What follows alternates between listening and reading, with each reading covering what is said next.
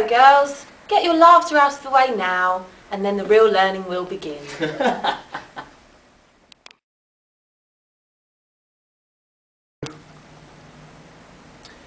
Hello and welcome to Tight T-Shirt Bible Television. We are here today with the monk Morley, who is here to tell us all about the Peasants Revolt. Now then, Monk Morley, we hear that the peasants are revolting. Can you tell us a little bit more about that? What has happened in this Peasants Revolt? What's caused it? What's sparked it off? Well, the main trigger of this uprising seemed to have happened in Brampton in Essex, where Thomas Brampton, the lord of the manor, has demanded a new payment of taxes from his peasants. They, shockingly, said they would not pay a penny more. Thomas Brampton ordered the men to be arrested. The commoners said they had already paid the tax and rose up against him. Then they tried to kill him. They then went from place to place to get others to join them. I see. So what happened in Kent during May? On the 30th of May, 1381, a tax collector of our glorious king was sent to Kent, but the commoners turned him away. Rather viciously in my eyes. This led to them getting very excitable indeed, and travelling around the county gathering more supporters. They went to Dartford first, then Rochester, and finally ended up in Maidstone. Oh dear.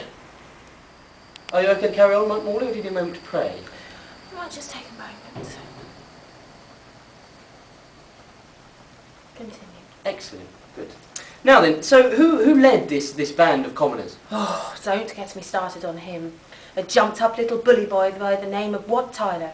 He was a very rude and unpleasant man. Oh, my goodness, did he stink of ale. Oh dear. I see. So what did he do then?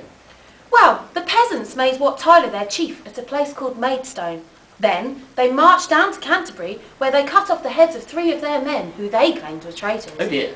They were merely, though, sticking up for our glorious king.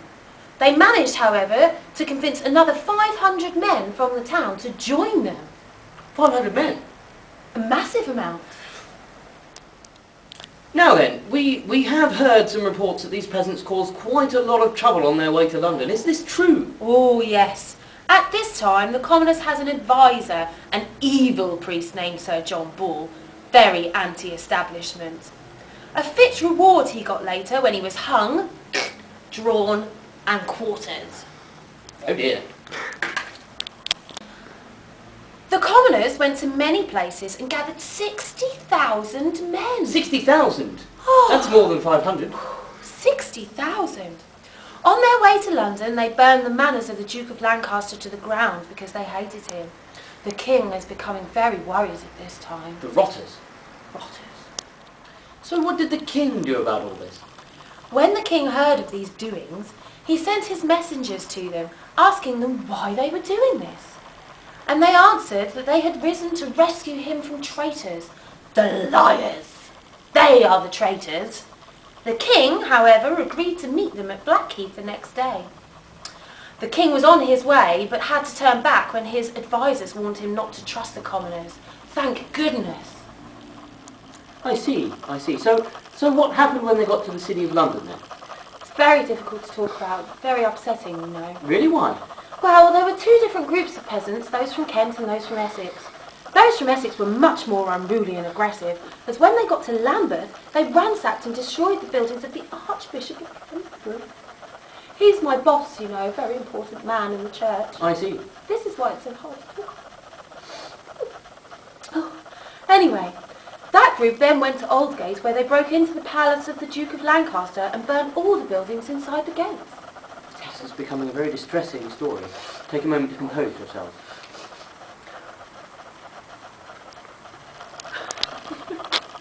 Did he stop it? I've heard that all of this has ended quite badly and that there's been a lot of bloodshed and violence used by the peasants. What can you tell us about this? Did they off anyone or what? Well, sadly, yes. The peasants met the king at Mile End. They asked the king, quite outrageously I feel, that they should be free. The king very generously agreed to these demands. He's a wonderful man, you know. That's true, he is. Or young boy, even. Well, indeed. And said that the peasants should be free, and they were all pardoned. That's very generous of the king. Very. Many of the peasants went home, That awful, evil Wat Tyler took some of his men to the Tower of London where they cut off the heads. Oh my goodness. Cut off the head of who, Monk Morley? The Archbishop. Monk Morley's boss, the Archbishop of Canterbury, was beheaded by the peasants. Can you imagine such a wicked thing? Well, Wat Tyler and his men belong in hell. Hell! That night, they murdered 140 people. And there was a terrible amount of screaming and horror all through the city all night. My ears. The king asked all the peasants to meet him at Smithfield the next day. Well, thank you, Monk Morley.